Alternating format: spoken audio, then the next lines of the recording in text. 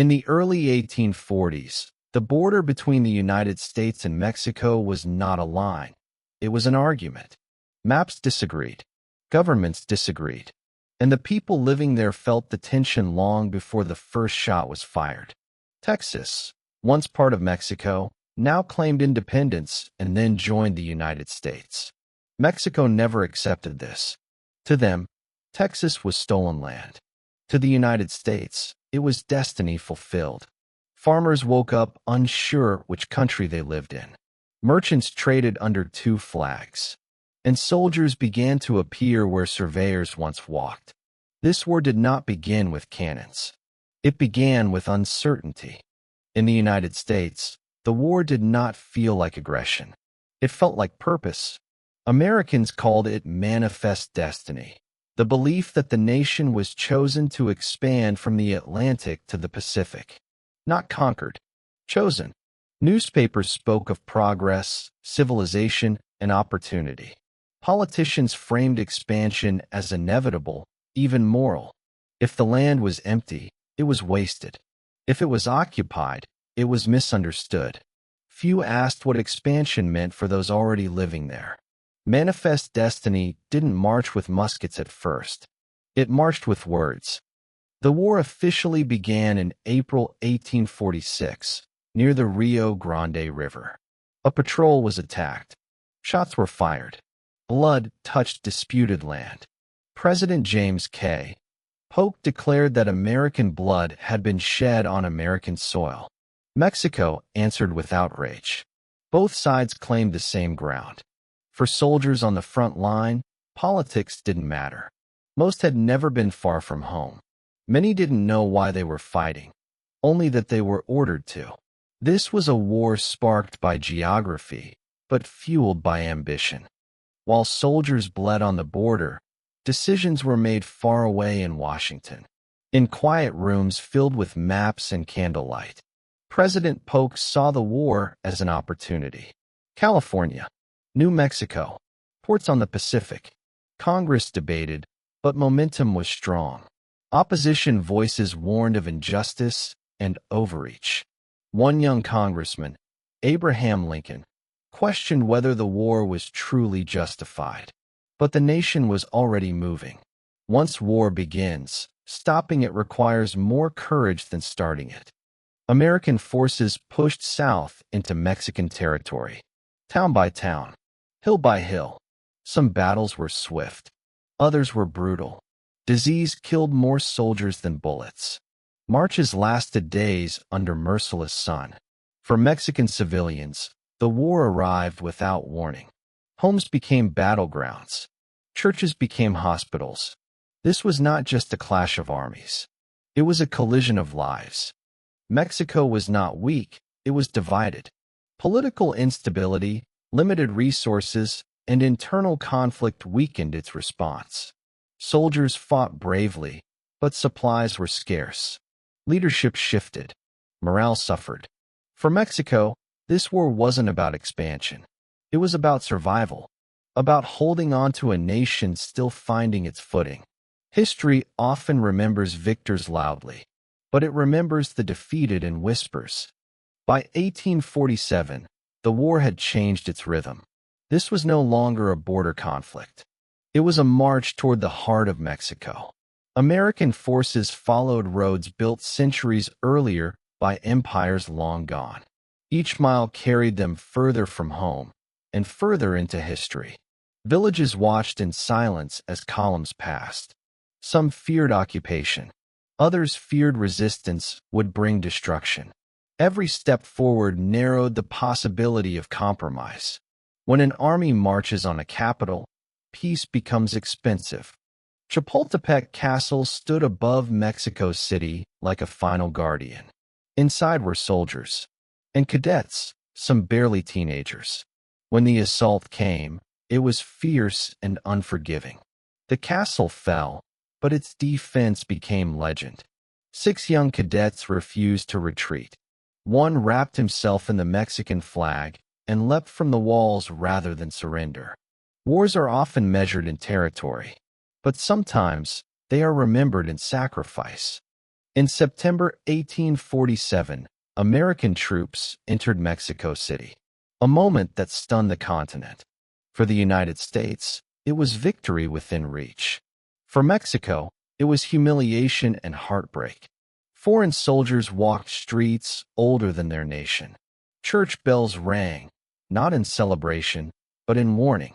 A capital had fallen, but the war's cost was far from settled. Back in the United States, victory did not silence doubt. Some celebrated expansion. Others questioned the cost. Was this war justified? Or was it conquest disguised as destiny? Writers, politicians, and soldiers returning home carried uneasy thoughts. The land was won, but the moral argument was unresolved. A nation expanded. Its conscience struggled to keep up. In 1848, the Treaty of Guadalupe Hidalgo ended the war. On paper, it looked simple. Mexico ceded nearly half its territory. The United States paid $15 million. Borders were redrawn with ink, not blood. But treaties do not erase memory, nor do they heal loss. For Mexico, it was survival through surrender. For the United States, it was continental destiny achieved.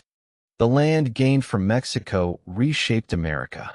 California, New Mexico, Arizona, Nevada, Utah. Gold would soon be discovered. Railroads would follow. Cities would rise. But the question of slavery followed west. This war planted seeds that would grow into civil war. Mexico emerged wounded but unbroken.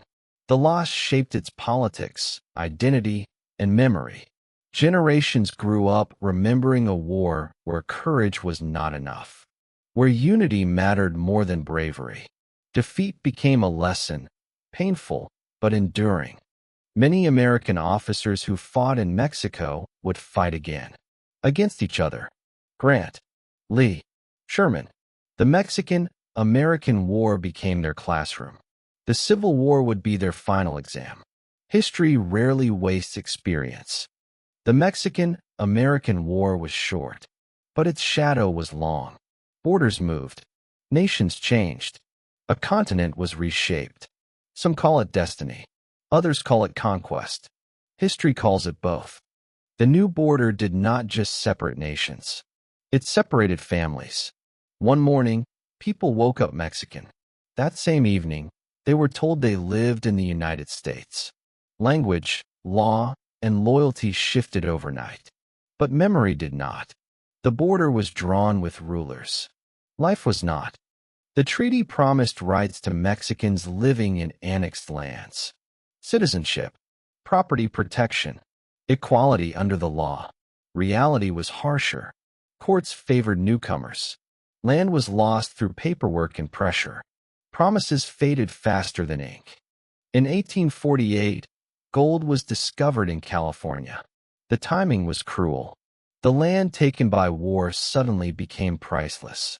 Fortune seekers flooded west. What had been farmland became frontier chaos. And the consequences of the war multiplied. Every new territory raised the same question: slave or free? The war reopened wounds America had avoided. Compromise followed compromise. None lasted. The Mexican-American War didn't cause the Civil War, but it made it inevitable. Soldiers returned home changed. Some carried pride. Others carried doubt. They had fought bravely, but for what exactly? For many, the war planted lifelong questions about power, justice, and identity. In the United States, the war faded into textbooks. In Mexico, it became a wound passed down through generations. Stories of resistance. Stories of loss. Stories of pride despite defeat. Memory is shaped by outcome.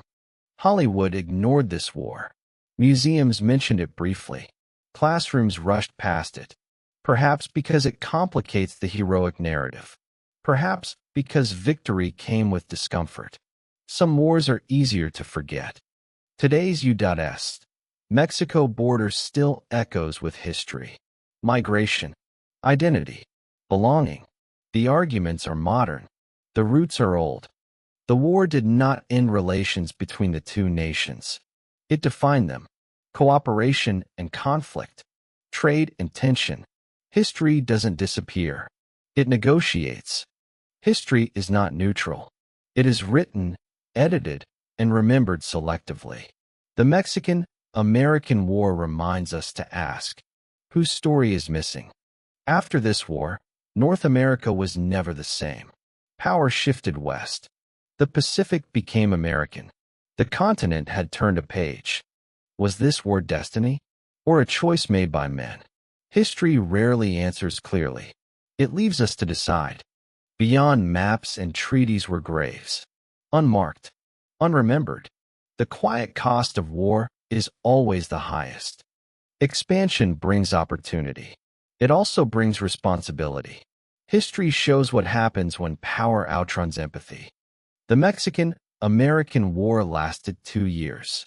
Its consequences last still. Borders moved. Lives changed. A continent was redrawn. And history keeps asking us the same question. What is the true cost of destiny?